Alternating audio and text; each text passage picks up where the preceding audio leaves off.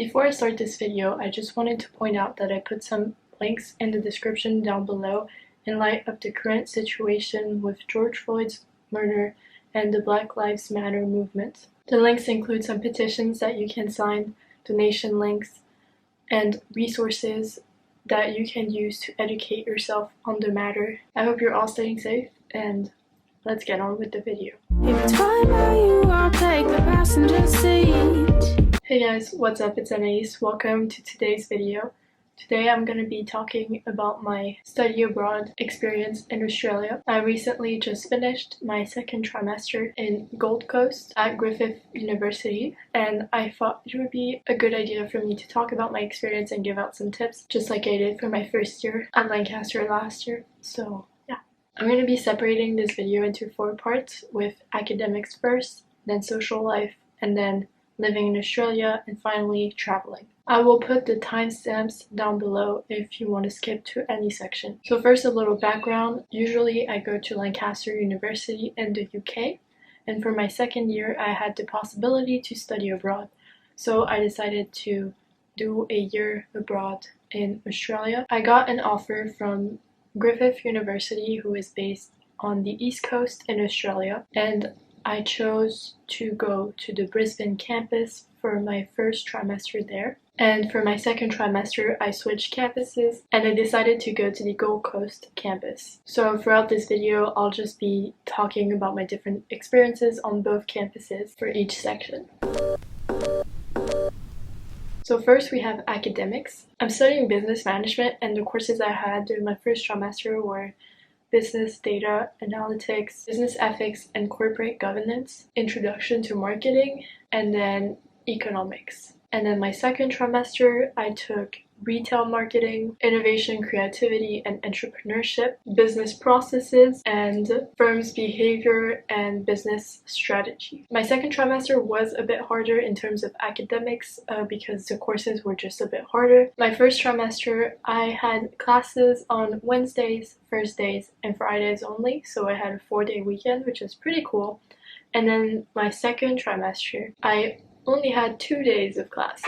So I had classes on Mondays and Tuesdays. And the reason why I had so few classes was because most of my courses were offered in mixed mode, which means that half of the material is online and then half of it is face-to-face. And then my second trimester, I had a whole subject all online, but then after Corona, everything was online, but I'll talk about that a bit later. From my experience, I thought that my courses here were a lot easier than my courses in England. I had a lot of free time and I didn't spend a lot of time studying during both trimesters, and I still got pretty good grades. I also noticed that before all courses moved online because of the pandemic, I had a lot of quizzes online and exams online, and I had a lot of time to do them, and they were pretty easy.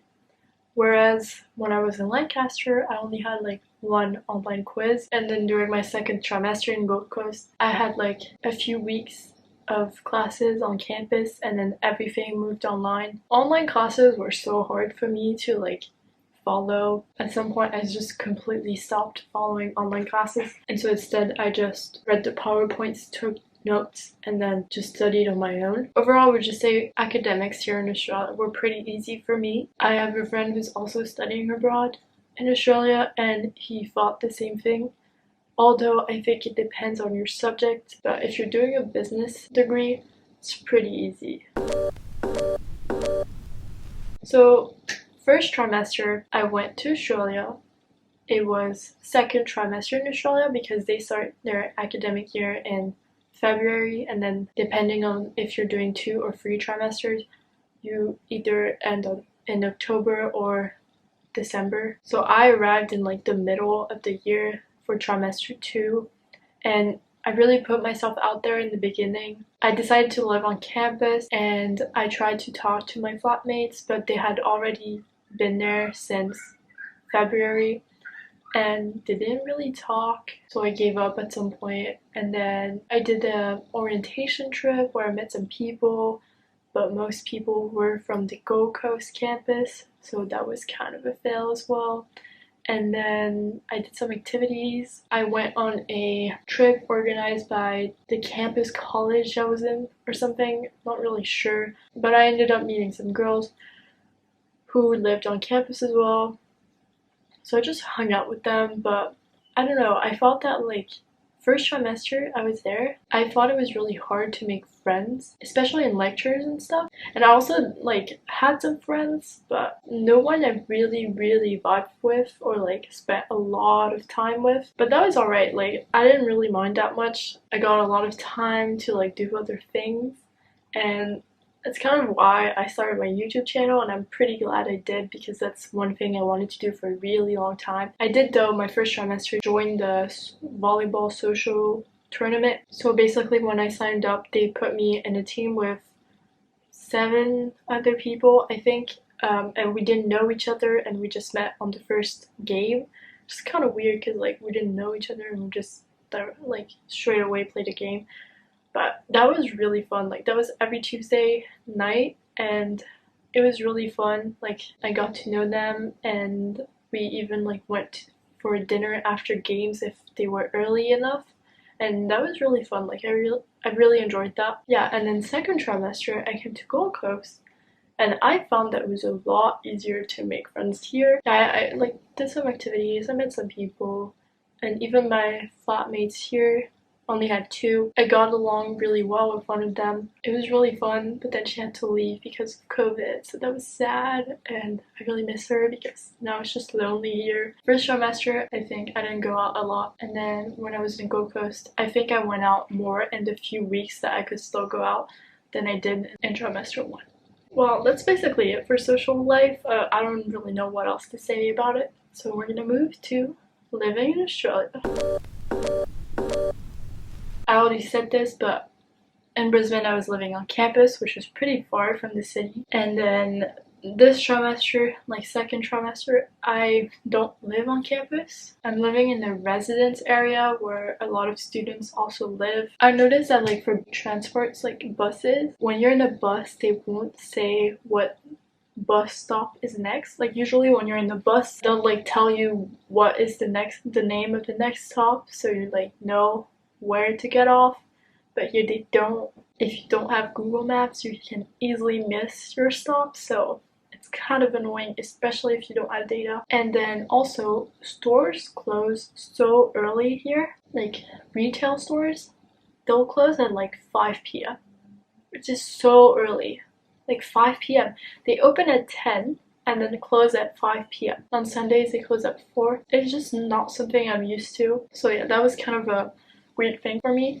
A lot of people, when I was here first, they asked me if I could understand Australians pretty easily, and yes. I don't know, it's like it's not like their English is that different, like their accent isn't that strong. If you compare it to the Northern English accent, like someone from the north of England, sometimes their accents can be so hard to understand. But like here in Australia, I've never met an Australian that had a thick accent that was hard to understand. Oh, and also like I don't think it's that much more expensive to live here. Maybe rent, but like food and stuff like that, it's actually pretty, like it's a decent price, except for nuts. Nuts are so expensive. They're like $40 for a kilo for like walnuts or something, which is insane. But other than that, like food is usually pretty average. Like the price is pretty normal, I think. Minimum wage here is a bit higher than in other countries. I just checked, and it's $19.49, and that's like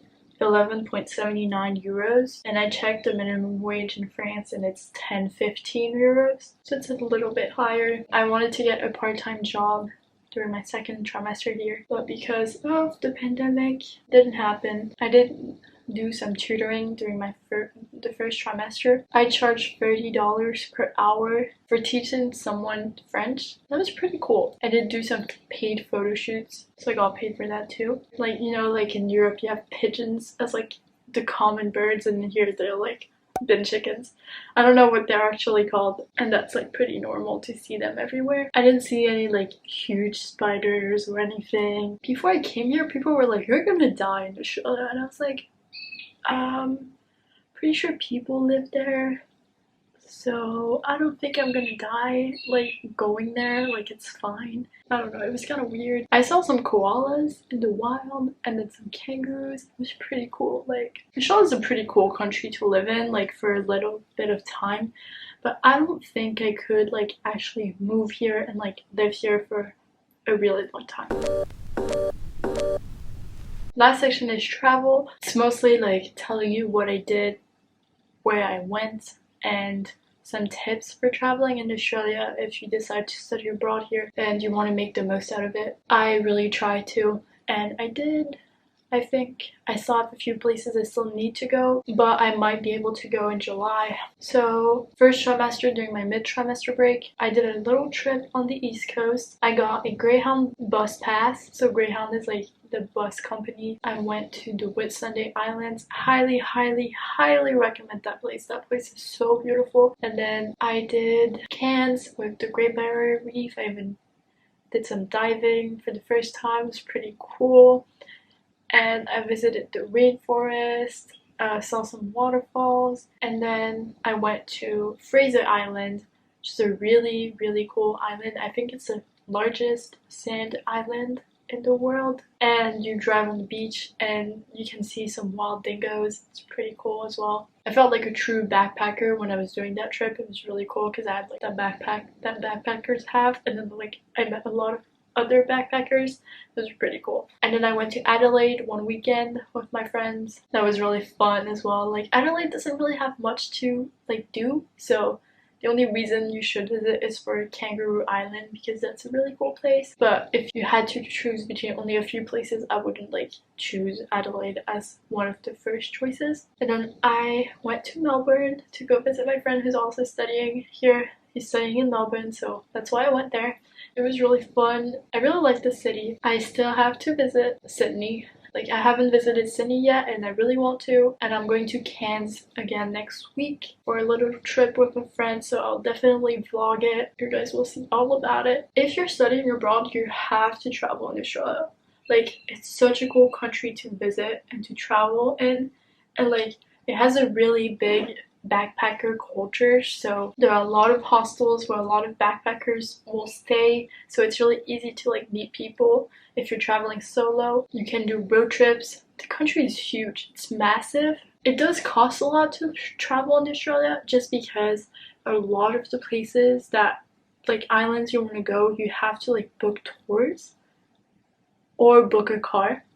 I can't drive, so I had to book tours, and like tours can be kind of expensive, but one thing that helps is always asking if they offer a student discount. Every time before I booked a tour, I asked if they offered a student discount, and they would always like give me one, which is pretty nice. So always like check and ask. I think this pretty much sums it all. If you have any questions, feel free to leave them down below in the comments or just message me on Instagram. I'm always happy to help. If you enjoyed this video, please give it a like, subscribe, and I'll see you in my next video. Bye! If it's fine by you, I'll take the passenger seat.